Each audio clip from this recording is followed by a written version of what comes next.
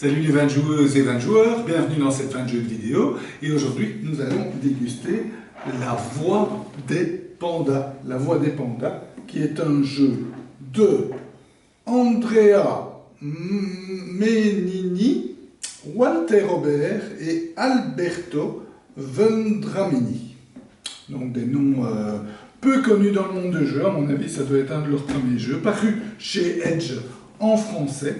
Un jeu de 2 à 4 joueurs, d'une durée quand même assez longue. En tout cas, notre partie ici a duré 2 heures. Pourtant, les règles sont expliquées assez facilement. Allez, en moins de 30 minutes, vous connaissez les règles, mais le jeu est assez long.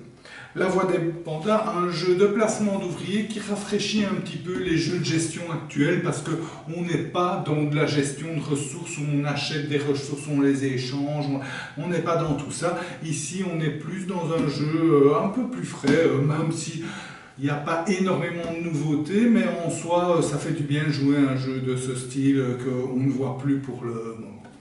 Donc la Voix des Pandas, qu'est-ce que c'est? Donc nous avons chacun 3 pandas qui ont des particularités, des forces, et nous allons réaliser différentes actions. Le jeu, en fait, chacun à son tour va réaliser une action jusque quand tout le monde a passé, et puis quand tout le monde a passé, on termine le tour et on passe au tour suivant, etc. Chacun à son tour réalise une action, etc. jusque quand tout le monde passe. On fait la manche suivante, etc. Jusque quand la fin du jeu est déclenchée. La fin du jeu est déclenchée de 3 manières différentes. Donc il n'y a pas de nombre de tours. Et puis on compte les points de victoire et le jeu est fini. Alors c'est quoi? Comment on réalise les actions? C'est ça le truc un peu plus particulier. C'est ceci, ça c'est le tableau des actions. Et en fait, chacun dispose à 3 joueurs de 9 gardes. Ce sont ces petits bonhommes-là. Et les gardes vont servir à réaliser des actions. Donc, si on place, donc normalement, je vais les enlever tous, normalement, on place un garde, normalement, chaque action nécessite un garde à être placé. Donc, vous le voyez là. Si je place un garde ici, je peux réaliser l'action. Et ici, ce sont les actions neutres qui nécessitent chaque fois 2 gardes. Donc par exemple, ici, je mets un garde et je réalise cette action qui est de déplacer mon panda moine. Le bleu, c'est le moine. Donc cette colonne, c'est pour le moine. Cette colonne, c'est pour le gouverneur qui est le vert. Et cette colonne, c'est pour le guerrier qui est rouge. Et là, c'est pour n'importe lequel des 3. Donc ce sont chaque fois les pandas. Vous voyez, ça c'est le panda vert. Le panda du joueur jaune qui est rouge. Et le panda aussi du joueur blanc qui est rouge aussi. Et vous avez encore le bleu, par exemple ici. Donc, pour revenir à nos actions, donc chacun à son tour réalise une action. On place un garde sur l'action désirée et on paye le nombre de points d'action de l'action. Donc la première ligne c'est 0 points d'action, 1 point, 2, 3, 4, 5 et ces points d'action sont mesurés ici. Avec la particularité que on peut même dépenser 1 ou 2 points d'action supplémentaires même si on en a 0, mais on perd 2 points si on va à moins 1 et même 5 points, donc 5 plus moins 2, enfin moins 7 points de victoire si on va jusque là. Donc il va falloir...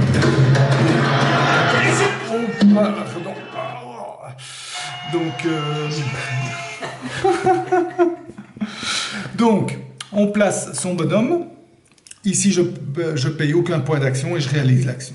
Si quelqu'un, même le même joueur, veut réaliser cette action-ci ou un autre joueur, il doit mettre un garde de plus. Donc ici, 2 gardes pour réaliser la même action. Et si après le mot veut encore réaliser, il doit mettre 3 gardes pour réaliser la même action. Donc on doit chaque fois mettre un garde en plus pour réaliser l'action. Ça, c'est la deuxième règle. Donc, la première règle, c'est mettre le nombre de gardes. Deuxième règle, payer le nombre de points d'action. Et troisième règle, s'il y a des gardes déjà présents sur la case, on en met un de plus. Dernière règle, c'est si on a un endroit, par exemple, je suis ici, je ne peux plus réaliser des actions des cases précédentes. Donc, on va toujours comme ça.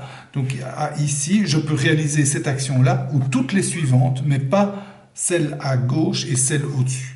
Donc si j'ai réalisé ma dernière action est là, je ne peux pas réaliser toutes celles-là mais je peux réaliser celle-là et le reste. Donc il y a un aspect un peu crescendo, un peu comme Egizia, où on va devoir aller de plus en plus loin parce qu'on ne peut plus réaliser les actions précédentes, et ce qui va coûter pas mal de points d'action. Quand tout le monde a fini de placer ses actions, tout le monde a passé, donc en général les points d'action sont bas à ce moment-là, et puis on récupère ces gardes. Chaque garde qu'on récupère va faire augmenter nos points d'action. Donc comme on a 9 gardes, au mieux on gagne 9 points d'action. Mais ces gardes vont aussi servir sur le plateau des sites, j'y reviens.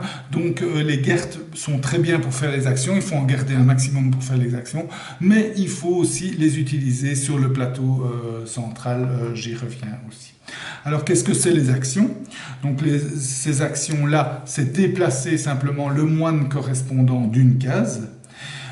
Ici, on va pouvoir retirer un moine et le replacer. Ça, c'est donc une action. C'est si je fais ça, je peux retirer un moine du plateau. Et si le tour d'après, je refais cette action, par exemple, eh bien, je peux le replacer où je veux. Ici, je peux avoir un trésor. J'y reviens. Augmenter la force de mon moine. Là aussi, avoir un trésor. Construire des bâtiments. On peut gagner des points de victoire, construire des bâtiments, construire des villes, construire même des capitales. Et voilà, en gros, gagner des points d'action. Voilà en gros les actions. On va les retrouver ici sur le plateau des sites. Qu'est-ce que c'est déplacer donc la première action, l'action standard, c'est déplacer un panda. Je déplace d'une case, par exemple, mon panda guerrier, le rouge. Je fais, par exemple, ceci. Pour pouvoir déplacer mon panda d'un site à un autre, je dois pouvoir battre le nombre de ninjas qu'il y a ici. Ici, il y a 2 ninjas. Donc, mon panda rouge doit avoir 2 de force. Regardons ici. Son panda rouge a bien 2 de force, il peut battre 2 ninjas, donc il peut faire ça. Ensuite, après avoir fait son déplacement, il peut placer un de ses gardes sur un des ninjas. Donc dorénavant, pour passer ici, ça ne nécessitera plus qu'un point de force. Si lui ou un autre, par exemple, imaginons celui-ci, se déplace, fait ça, ou dans l'autre sens, il fait ça, il peut aussi placer un de ses gardes. Quand tous les ninjas sont couverts par un garde, on rend les gardes à leur propriétaire et on place une route comme ça. On a un certain nombre de routes personnelles limitées. Et donc, c'est le joueur majoritaire qui va mettre une route avec ses propres pandas, enfin ses propres gardes, pardon. Et donc, en cas d'égalité, c'est le dernier à avoir placé un garde. Donc, ça permet de construire, de sécuriser les routes. Donc, dorénavant, tout le monde pourra se déplacer sur cette route. Il ne faut plus de force puisqu'il y a des gardes à la place. Et ça va permettre aux joueurs de gagner des points de victoire. Pourquoi? Parce que quand on arrive à entourer une ville, comme par exemple ici, vous voyez, on a entouré un site que de gardes, et bien à ce moment-là, le joueur qui clôture, qui termine de remplir toutes ces villes de garde, va gagner 2 points de victoire plus 1 point de victoire par garde adverse. Et les autres qui ont des gardes vont gagner aussi, donc donc par garde à lui, pardon. Et donc chaque joueur qui a des gardes autour de la ville va gagner des points de victoire, le nombre de gardes à lui. Donc par exemple ici Mauve a très très bien joué, c'est logique, parce que il a 1, 2, 3, 4, plus 4, ça fait 8 gardes autour de cette ville. Donc quand il a clôturé, il a gagné 2 points de victoire pour avoir clôturé, plus les 8 points, donc 10 points de victoire, ce qui est pas mal. Donc, ça c'est le déplacement des gardes. Alors on va pouvoir construire des villes. Alors c'est particulier à chaque type de moine. Donc vous, comme vous vous rappelez, vous avez le moine vert qui est le moine... le gouverneur, le moine rouge qui est le guerrier et le moine bleu qui est le moine. C'est pas des moines, c'est les pandas verts, pandas rouges, pandas bleus, et le panda bleu est un moine. Et chacun peut construire un type de bâtiment. Donc le guerrier peut construire des pagodes, le gouverneur peut construire des marchés et le moine peut construire des portes. Donc il faut que le moine soit, pour réaliser cette action, qu'il soit ici, qu'il n'y ait pas encore de pagode. Il peut mettre une pagode et ça va lui rapporter des points de victoire. Il faut un certain nombre de gardes autour de la ville pour pouvoir construire des bâtiments et tout ça, ça va rapporter des points de victoire. Donc on construit des bâtiments. Quand on a 3 bâtiments de chacun des types, ça devient une ville, c'est comme ceci. Et puis on peut encore reconstruire des bâtiments pour faire une capitale comme ceci. En plus, quand un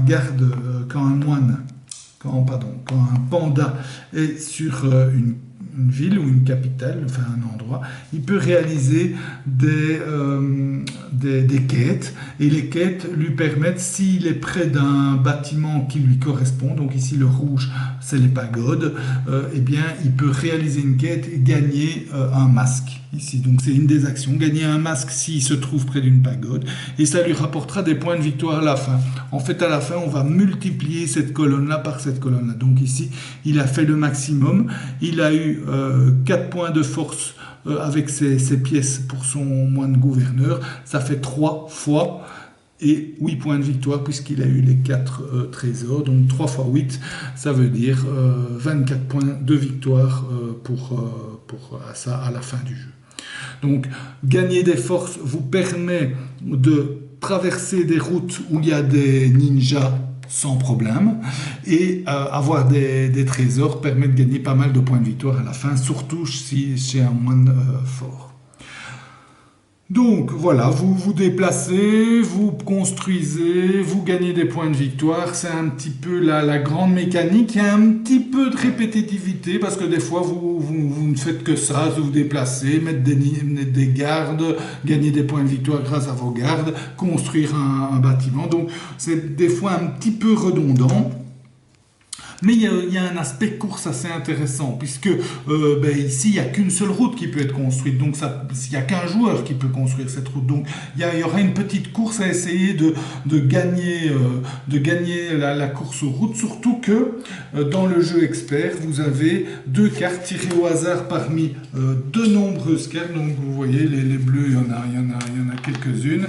Et même chose pour les vertes. Et ça vous donne une sorte d'objectif en cours de partie. C'est l'objectif vert, et en fin de partie. Donc ici, les 2 qu'on a tirés, c'est si on arrive à relier avec des routes les 3 villes que vous voyez ici, 3, ce sont ces 3 villes-là, et bien si le premier joueur à avoir réussi à relier avec ces routes les 3 villes gagne 20 points de victoire. Et à la fin du jeu, le joueur qui a construit le plus de routes gagne 25 points de victoire. Ça peut faire mal, surtout si c'est le même joueur, un joueur sûrement qui joue bien, s'il arrive à gagner les 2 objectifs, ça lui fait quand même 45 points de victoire d'avance par rapport aux autres joueurs. Ça peut faire la différence. Voilà, je pense que j'ai dit, point de vue stratégique, il n'y a pas 36 stratégies différentes, même si on peut plus s'orienter vers les gardes ou vers la construction, on fait un petit peu de tout, parce qu'en général, il faut être assez opportuniste, faire le meilleur qui rapporte le plus de points au bon endroit, au bon moment.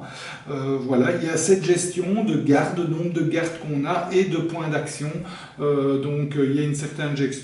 Un jeu, je vous dis, très agréable, un peu autre chose que ce qu'on a l'habitude de jouer pour le moment, donc c'est un petit vent de fraîcheur, même si tout n'est pas super neuf, mais quand même cette gestion de points d'action, de nombre de gardes est assez intéressante, même si je vous dis, il y a un petit côté répétitif et pas 36 stratégies différentes. Voilà, c'était La Voix des Pandas. J'espère que cette dégustation vous a goûté. Je vous souhaite de bien vous amuser. Santé et à bientôt.